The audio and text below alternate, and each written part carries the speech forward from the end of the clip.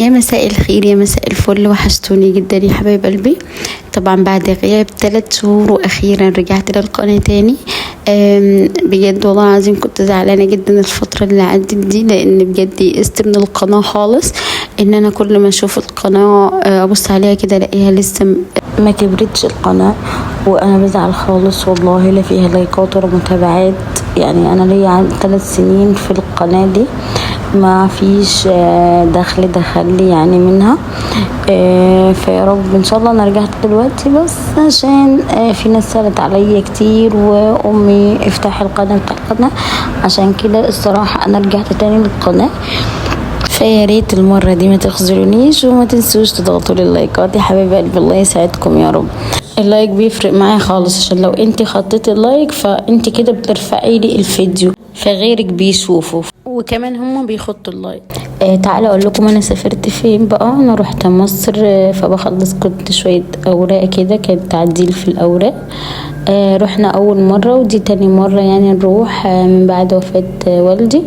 وهنا بقى كنت خلاص اكلت بقى البيتزا، كنا جوعنا خالص، لفينا كتير خالص وكان متعب جدا. يعني حكايه ان احنا نلف بقى على الاوراق من سجل لسجل، تعبنا خالص لغاية ما خلصنا موضوع الورق ده فرجعنا. كانت هما يومين، فما حبيتش اصور لكم يعني دوشة السجلات والحاجات دي، فعشان كده بقيت انا اصور وانا في التاكسي كده حاجات كده مقتطفات كده من كملتها يعني فيديو كده مع بعض، منتجت وكل حاجة.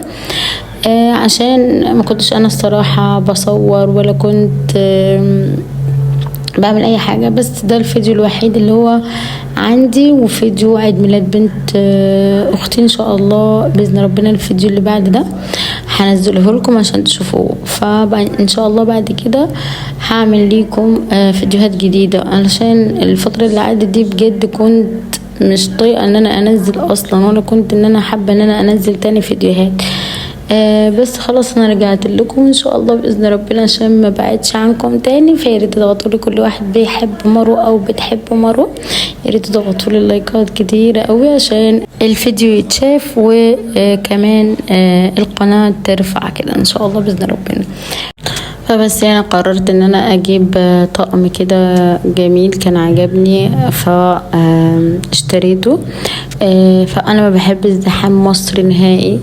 في حتت كانت اسمها الموسكي والعتبة والحاجات دي رحتها مرة، من كتر الزحمة ما طقتش نفسي الصراحة، فكان معقول يعني الطقم دي فاشتريته، وهتشوفوه وانا لابساه ان شاء الله في عيد ميلاد بنت اختي بعد الفيديو ده زي ما انا قلت لكم. ان شاء الله يعجبكم خالص، بجد كان عاجبني فاشتريته.